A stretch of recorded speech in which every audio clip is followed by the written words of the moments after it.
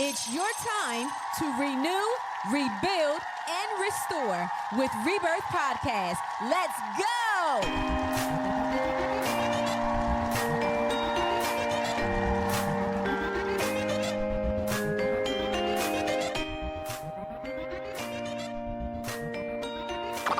It's what you've been waiting for. The Rebirth with your host, Shay Marriott. Let's go! And Eli Isabel. Hey, happy Monday, Rebirth family. Thank you for tuning in tonight, man. It's your boy, Eli Isabel, a.k.a. The South Got Something to Say.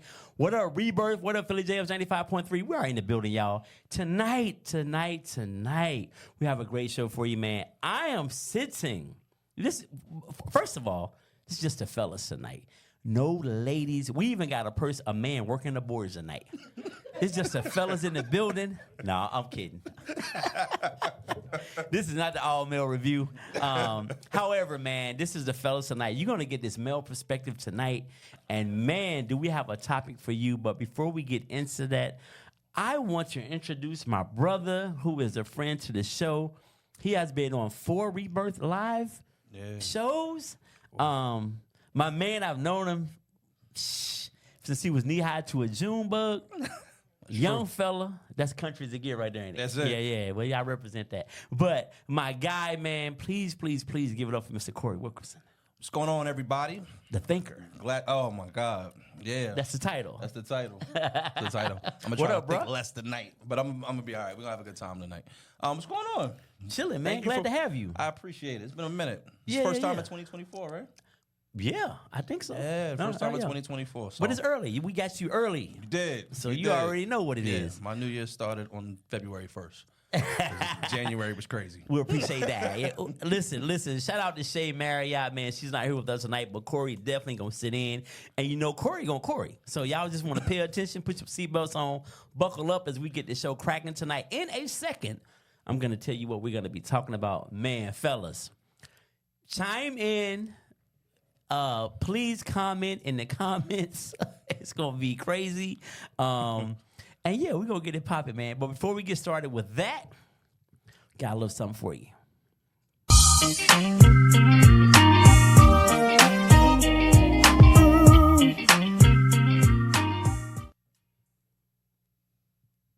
All right, welcome to the South Got Something to Say segment here at Rebirth. This is where your boy gets into all things Eli. So tonight, man, I want to take a second and talk about Ernie Edward Henry. I'm sure nobody watching the show knows who he is except my family, but that is my brother-in-law who passed away 2 weeks ago. And I wanted to get into something about this gentleman. When we were at his funeral, everybody was speaking about him, and it was a very funny funeral because he's a very funny guy. And one of the things I talked about, and he had his things going on, but one of the things I talked about was one of the most important things I learned from him, and I think this is an underrated lesson that I don't think we all value it. But one of the most important things I learned from him was what not to do. I think that we put so much value in what people are teaching us. They're giving us nuggets. They're giving us things that we should, take and run with and to thrive and to move forward. But one of the most important things I learned from him was what not to do. And at his funeral, I thanked him for allowing me to move here to Delaware. I moved into his home with my sister. And, and I'm here today because of him. So for that, I do give him mad credit. I think I am the man I am today because of my experiences with him and who he was as a man. And but I learned what not to do from him. I learned empathy. I learned patience. And I'm talking about a lifelong 20-year military person that I moved into with. Man. It's a different level. Living with somebody like that. So I learned empathy. I learned how to be a leader by watching what I thought from him was not being a great leader. And this is not to discredit him. Again, I give him all the props in the world because he didn't have to allow me to move into his home. But I say all that to say that I think that we need to learning what not to do is just a bigger nugget that you can file and hold on to is learning what to do. I learned how to be a better leader in my life and in my job and within my family because of what I observed from him. I learned how to treat people because of what I observed from him. So when we think that things are all bad, I think God puts us in a place where we can always learn something from the worst situation, where you think like, this is crazy. Like, why am I here? Because I didn't have to be there, but I'm glad I was able to stick that out. And even still with some of our differences, I thank him for allowing me to be here. I'm a college graduate twice over. I come from a small town, poor. I mean, God is good to me. I'm doing well now. But who knows if I would be in this place if I didn't have to experience him. So for that, I do thank him, but please take stock. Think about what it is when you're going through something, because there are things to learn even in your darkest moments. So yeah, that's sort of what the South got to say tonight. Corey, anything you want to add to that, brother? Yeah, I think my condolences to you and your family. Anytime that you lose someone, especially a leader or somebody that you look after or you look up to, it's impactful to your life, whether you're young or you're grown, right? And it's so crazy. Like, it feels like a lot of people are leaving in 2024, like early, right? Yeah. And it's a lot of that generation that is leaving out. But, we're the better for it because of their lessons and things like that. So I would agree with you that there's always something to learn. And I think that we have to take that into consideration with our own children. Right. Because they could be sitting behind these microphones in a few years talking about us. And, one of the things that you kind of touched on when we started talking about the funeral and then some of the stories that was talked about is like making sure that we live our dash, right? There's a time that you're born, and the time that you leave here. And what you do in between that time is going to be impactful. What is the story that's going to be told about you when it's standing over you, right? Oof. And that's impactful. So condolences to you and your family. And then congratulations on, you finding growth inside of some of the things that you witnessed, because we all do, me included. So Yeah. I think in the beginning, when you're going through it, you don't see that this is everything's a learning opportunity. And when you're a kid and when you're a young adult, when you're in your 20s, you just think, oh, they dirty, they did me wrong. And we don't have the wherewithal to see the lesson within when we're being done wrong, whether it be by a family member, whether it be by a woman or a man or whoever it is. All those things are some of who we become, and it makes us better, hopefully. And some of us, it breaks. Yeah. So for the people who come through that, salute for the people who have struggled from situations from their past. Man, seek help. You know what I mean? That's what I would say. Seek help and seek the solution, right? Sometimes we have to be solution focused. Like when you kind of talked about that and talked about some of the things that we do because we see certain things. Like, I grew up just watching my brothers. I got 4 brothers and 3 sisters and a host of cousins and uncles and all of that type of thing. Sound like a obituary, brother. Yeah. But watching them, and I'm just like, and then also friends, I'm like, like, when I get married and I have kids, like, I don't want multiple kids by multiple women. Right? Yes. I got a vasectomy at 25. At 25. Right? So, like, me and my ex-wife, we split. And I said, that's it. Like, I'm not going to have another kid by anybody else. Right? So, but I took care of it permanently. You know what I'm saying? Oh, you went there? Yeah. So, but that was part of, like, the trauma from seeing some of the things that went on in your life and the drama that comes with. And I'm like, hell no. I don't want to go through none of that. Right? And I never wanted to explain that story. I remember one time I was in a barbershop and I was getting my haircut when I had hair. And I witnessed one of the barbers the first time his kids met each other. Oh, wow. And the 2 baby moms came and dropped them off.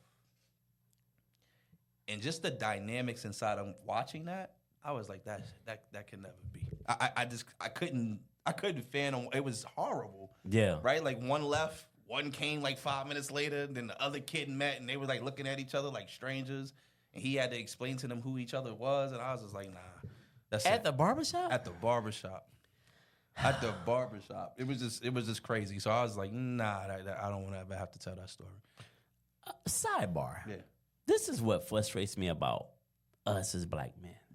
Like so why are your children meeting each other for the first time at your job?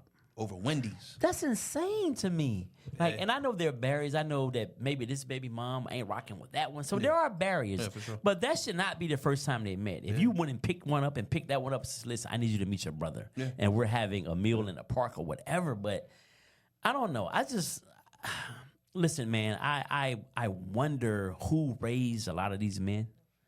And granted, I didn't have my father, but I had men around me. Saying Ernie, I had men around me. I had coaches. I had other men that were influential in my life. That even if they didn't talk to me, I observed how they moved. Yeah, for sure. You know what I'm saying? Yeah. Like I feel like dudes today, like ignorance is just okay, and this is what it is. It's like cool to have all these kids everywhere, and these kids are connected in weird ways. Yeah, and I think sometimes after the death of the father. Yeah, for sure. Even and I think worse. We talked about it in one of the rebirths, right?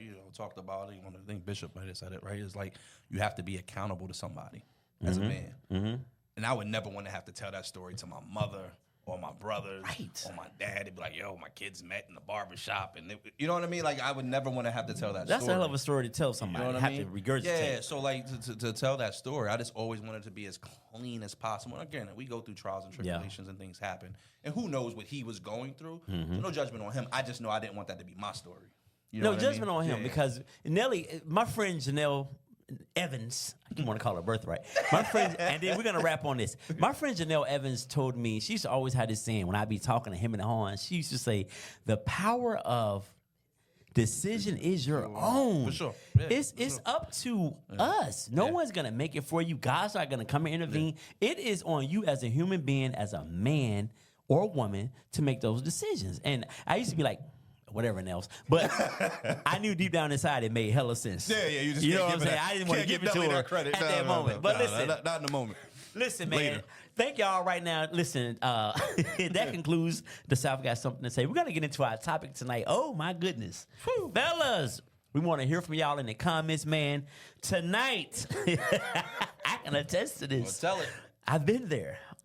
Do men have better sex with emotionally unstable women? Clear.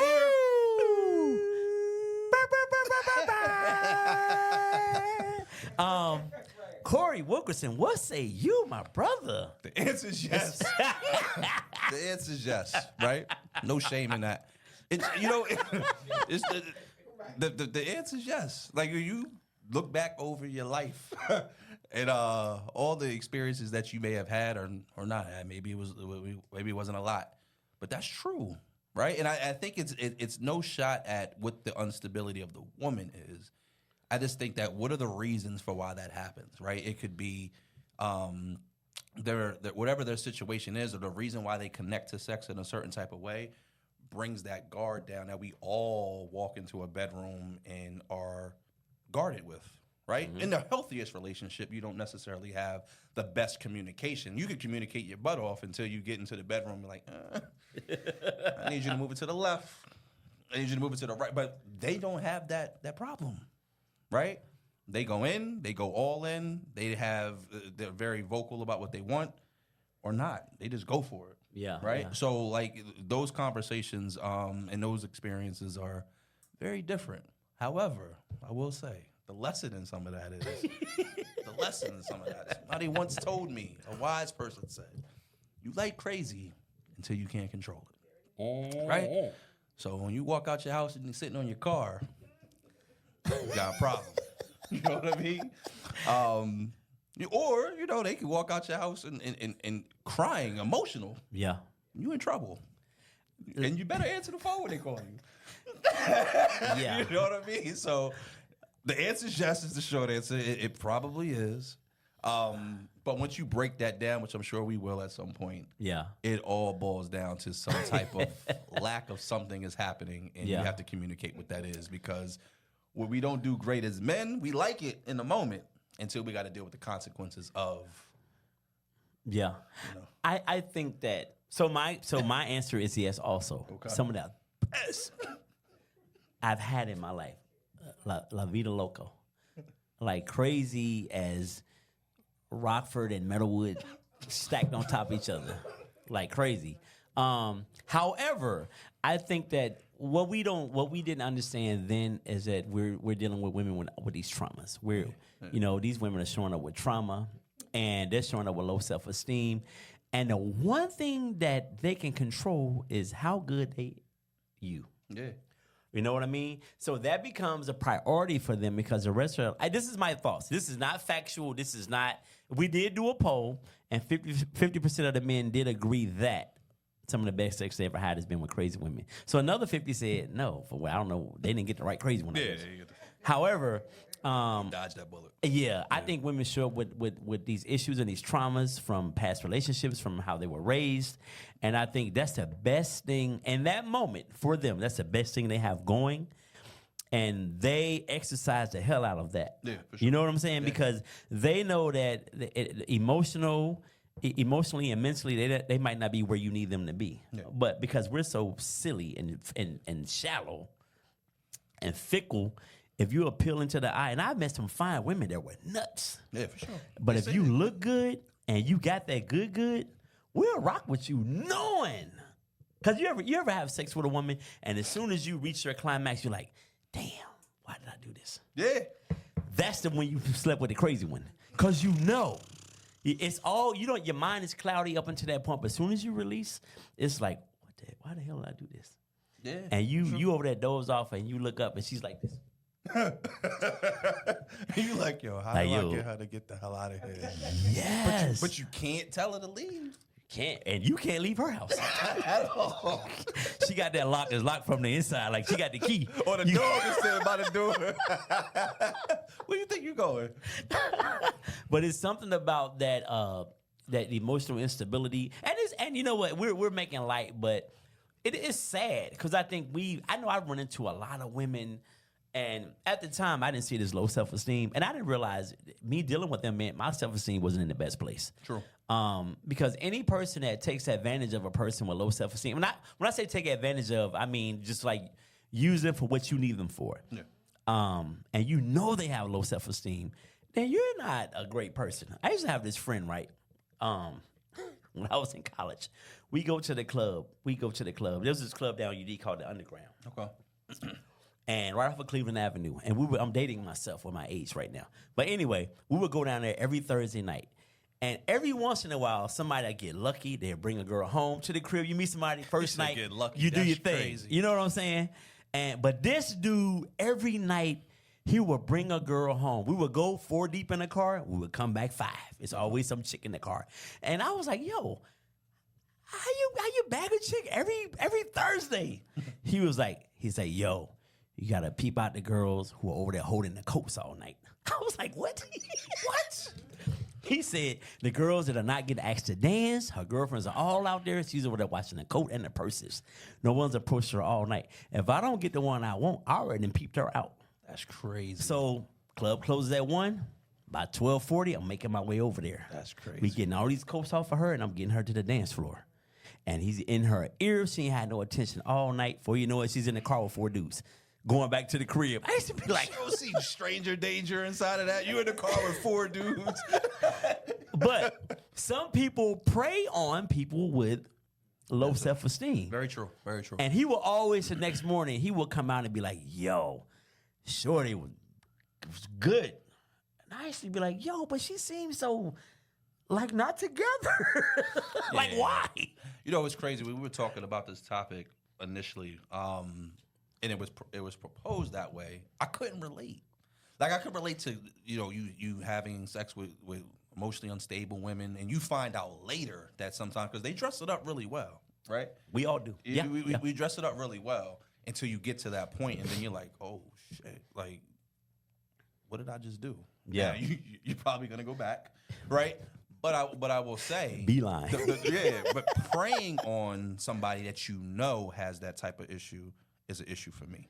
Yeah. Like, that's crazy to me, right? Like, you already plotting, like, I know she gonna give it to me. She over there holding the coast all night. Yo. Like, that's crazy. That's a different level of I don't give up. Yeah, that's you know what I mean? level. Like you don't. It's yeah. like shorty over there, and she could be, cute, but her girls are battered. They getting all the attention, and she's over there holding the coat. Yeah. And I used to be like, damn, it must suck to be the coat holder. The coat holder. Yeah. You over there watching the purse, you watching the drinks. You're her. Yeah. That's terrible. Yeah. And dudes prey on that. That's crazy. Yeah, that is crazy. Or when you're going through like a breakup, like you talked about like the work husband, right? Like he's going through your breakup, you going through these whole situations, and they plotting on it. They just waiting, they listening to all your issues, and they just wait for their moment to just sneak in and just grab it, right? But I think you touched on a good point earlier when you talked about just us as men also. So like taking it off the women for a little bit and looking at us as men, we're not always in the most stable place emotionally either, right? Because what is okay, so we got it and we didn't realize that it had a lot under the wrapper, right? But you're gonna go back, right? And you start to entertain that. So what is it inside of us that's saying like, why am I entertaining this headache, right? Right. So like, what would I tell my son, or what would I tell my daughter? Or what are some of the things that we are dealing with, right? So like, I was looking up a couple of stats, and it says that the CDC reports that 1 in 71 men have been raped at some point in their life. Right? 1 in 71. 1 in 6 men have experienced some type of sexual violence in their life. Wow. Right? So you can connect it to that. And you talked about the control that women want when they get in the bedroom. Sometimes men want that mental control as well, right? So that's why you're plotting on these women, or that's why you're taking some of these things. Or sometimes you may have a need for this level of connection or this level of control for yourself. So we have it in a different way. It may not necessarily be on our sleeve the way we wear it. Yeah. But it shows up in different ways. And I think that we talked about like relationships and things like that. Women, my advice to you is also, we talk about we want a man that is standing up for us and is able to jump in front of certain things for us and is holding us down, and all that's great. But you also have to be careful what control and protection looks like. Because control and protection looks like control sometimes, right? And you don't know what he's dealing with, that he's doing this and standing in front of you and I'm taking care of her and all of those type of things. But he has deep issues inside of himself. Yeah. Now you're his possession. Yeah. And that can turn violent real quick. Let me tell you something. I think a low self-esteem man is 10 times worse than a woman with low self-esteem. 100%. You know what I'm saying? I think that what women don't realize sometimes, and why we do some of the weird shit we do when it comes to taking advantage of people or trying to get that emotionally unstable, great sex. Yeah. There's a lot of dudes out here with mommy issues. Yeah, that gets overlooked because all we talk about is women with daddy issues and stuff like that. There's a lot of dudes out here that hate their mom. Their mom wasn't there for them. She was emotionally unavailable, or she might have been abusive. So your first interaction with a woman was horrible. Yeah. So now you take that energy into your dating world. Yep. It's a disaster waiting to happen. Yep. So I think that's grossly overlooked. Men out here 100%. with mommy issues. Yeah, and I think that's super important. I think that again, to your point, it's always reversed and looked at in a different way. But women, you have to be out here and asking intentional questions as well, if that's the type of time you want. Now, the other reverse is maybe you ain't looking for no relationship. Maybe you just looking for that one night, and that's okay too, ladies. And that's okay, right? But be yourself. But a soul tie is very real. And with the energy that you're bringing into your relationship, or you're bringing into your room, your house, your bedroom, your sheets, is real, right? Because it doesn't end typically there. Yeah. Right? It's either it may end with that one woman, but it's gonna show up in other behavior. Absolutely. Because you're like, that was all right. Like, I'm gonna go for the next coat lady at the next club because that was easy. That was like shooting fish in a barrel, right? So then you have a pattern of behavior, right? So I think that for us as men, not only do we have to address our issues as well, right? But we also have to make sure that we are holding ourselves accountable to being adults. And I don't think that sometimes we don't like to be adults.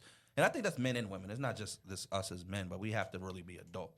Be accountable to what you're doing. Be accountable to what you signed up for. Because a lot of us want to throw rocks and hide our hand. Right. You know what I'm saying? and that's super important for us as well. And it goes both ways. How many times have you heard a woman say, "Oh, he's a bum, but he put it down in the bedroom. Like he don't work. He play video games all day. You become Yvette from Baby Boy, right? Baby Boy. He drops you off at work. He's riding in your car all day. I mean, listen, the soul ties and great sex is a motherfucker.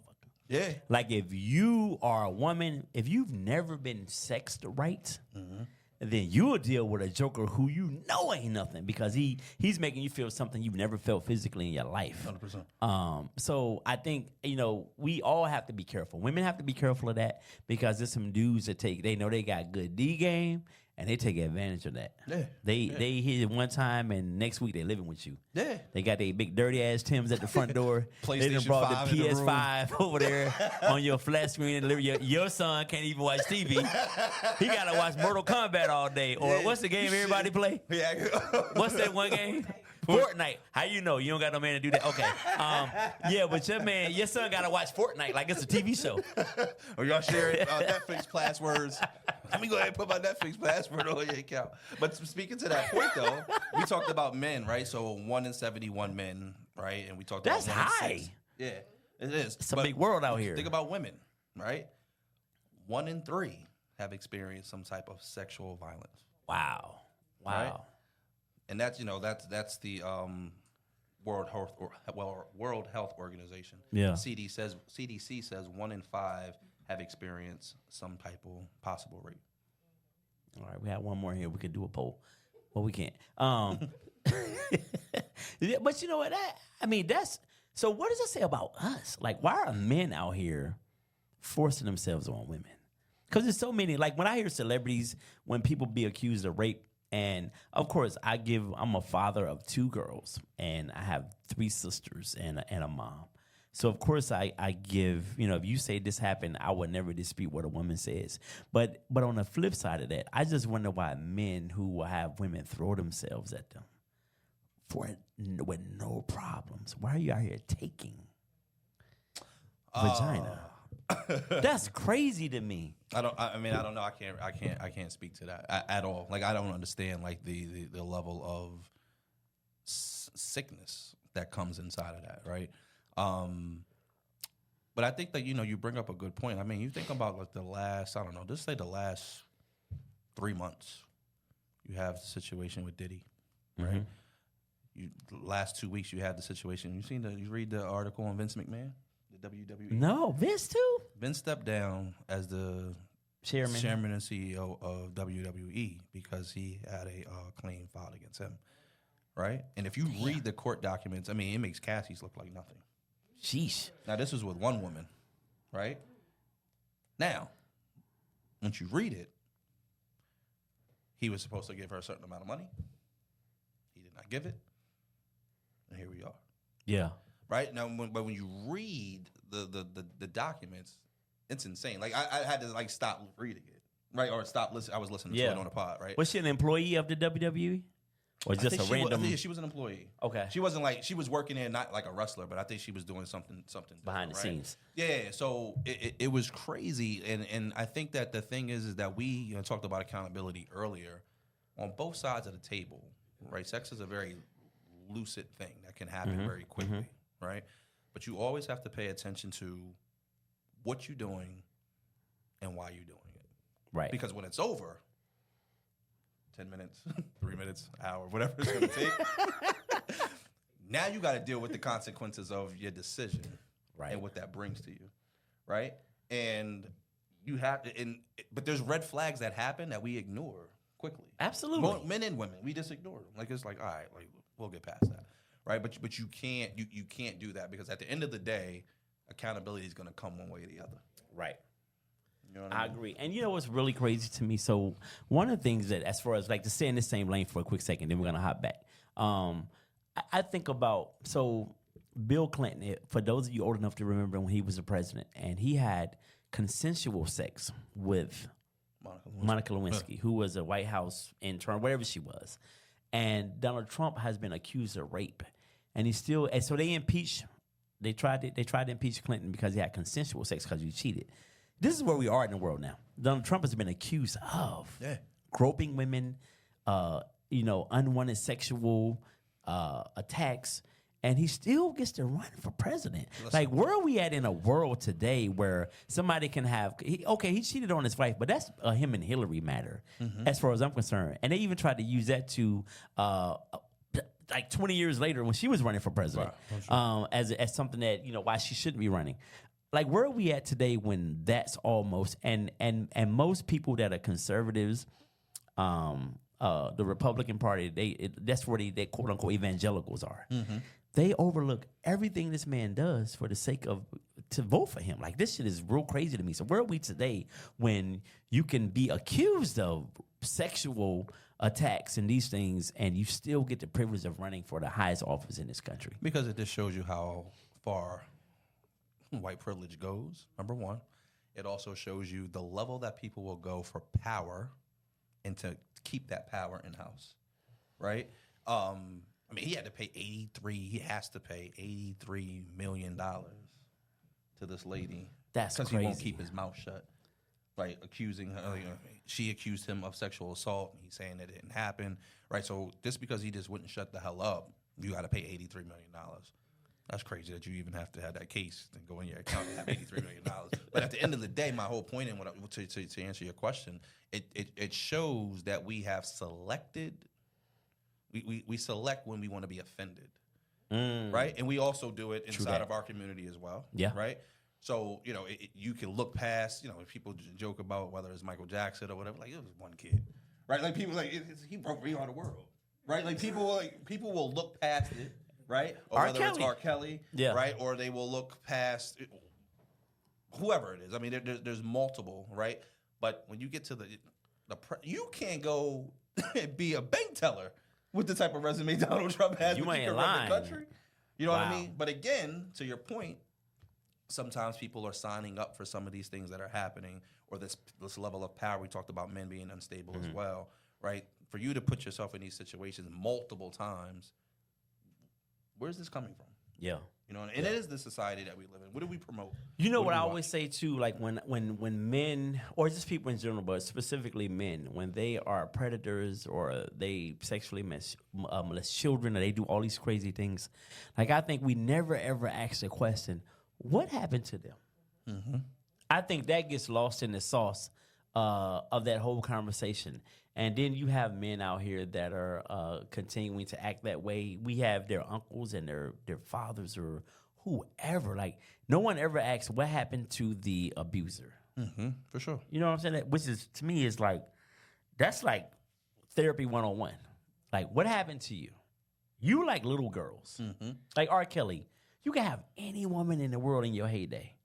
And I remember that interview with Ed Gordon. This shit was so crazy. He's like, so what do you mean?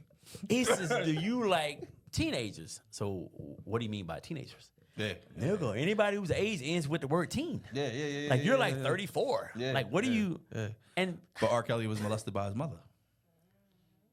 And that has never... His brother, I think, talked about that.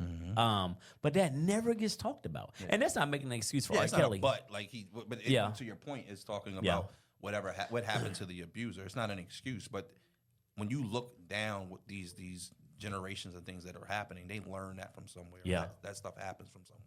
Or it could be the opposite. I'm going to tell you this quick story. When I was in grad school, right, I was at Lincoln, and it was a group of us, the fellas. We always hung out. We would go drink at lunch because we had like all day classes. Like on a Saturday, it'd be like 8 hours, and we have a lunch. We go get hammered, and we come back and finish out the day, right?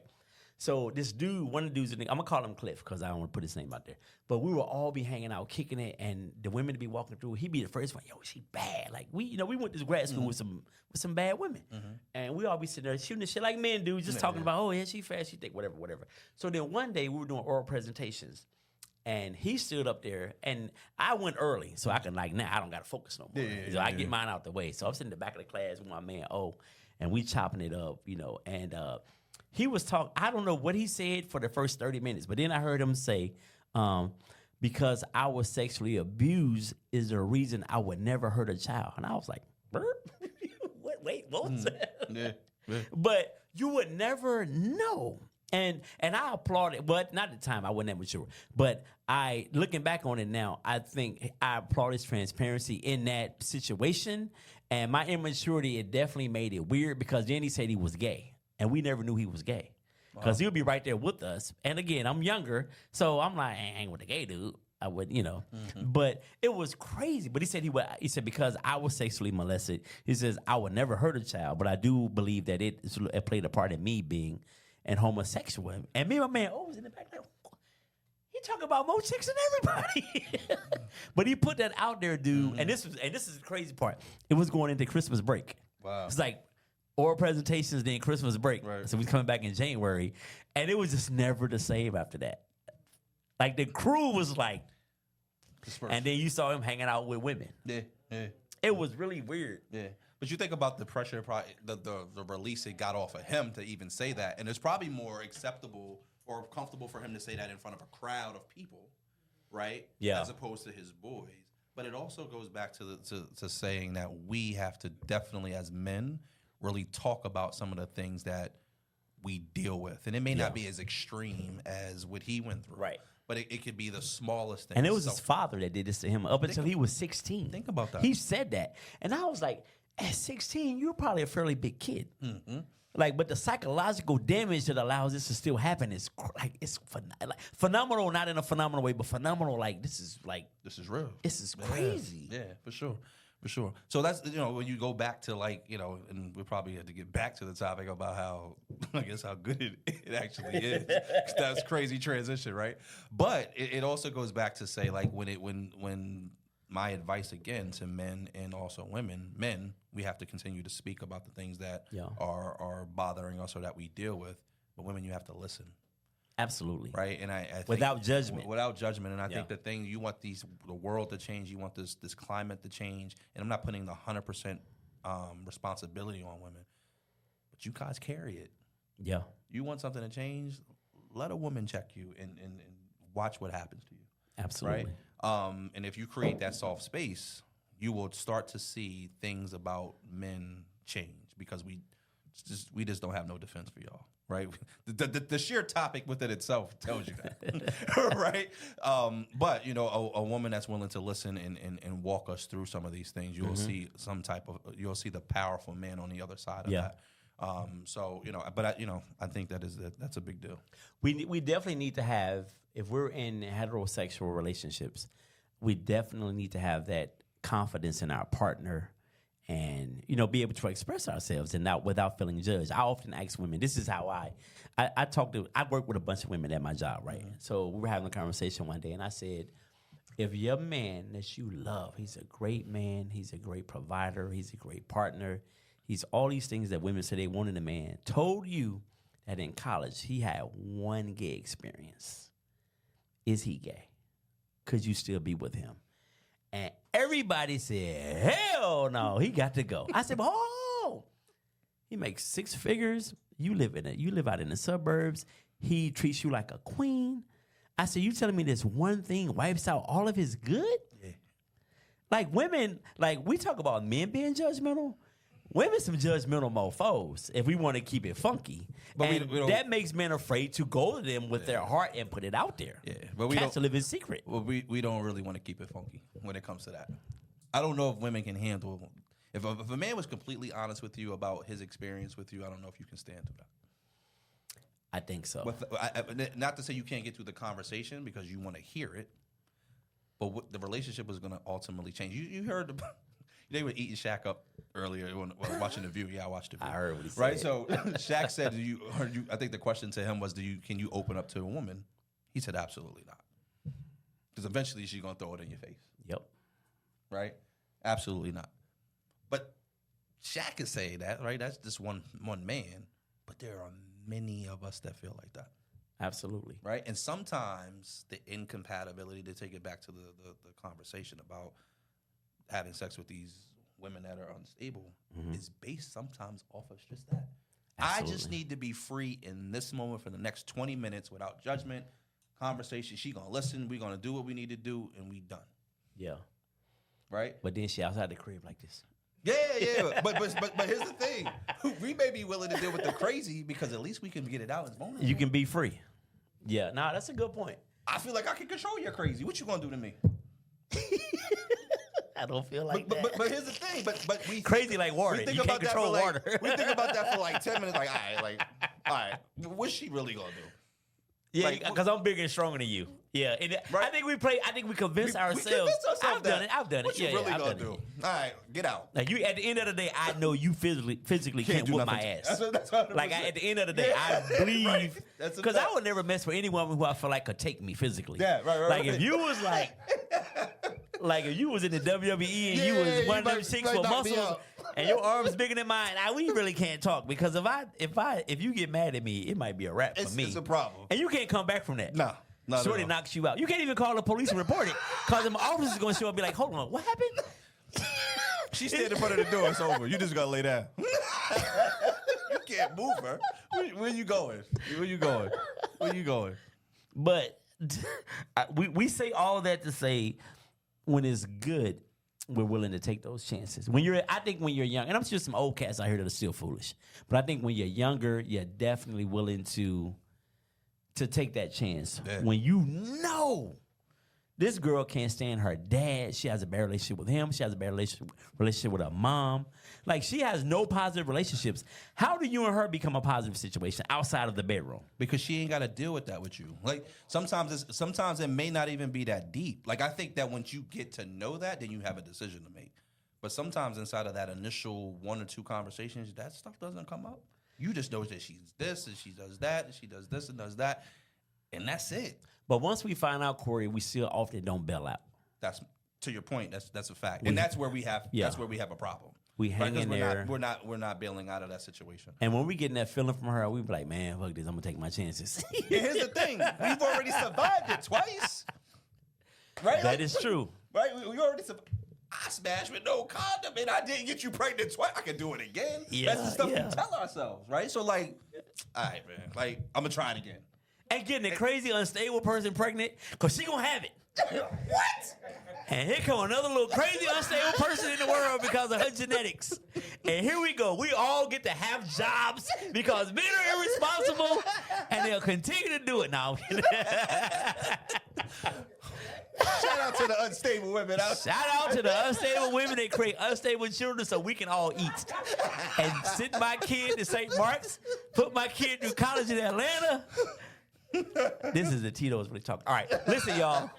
That's crazy. Listen. Thank you guys so much. The gift that keeps on for joining us tonight, man. Corey Wilkinson, I always appreciate your transparency, your intelligence on all topics. Rebirth, man. Thank you, brother. I appreciate you. I love you. I love it. Yeah, no doubt, man. So listen, y'all join us next Monday. We'll be back. Shell be in the building, and we're gonna do what we're gonna do. Rebirth gonna rebirth at all times. See you next Monday at 7. Peace.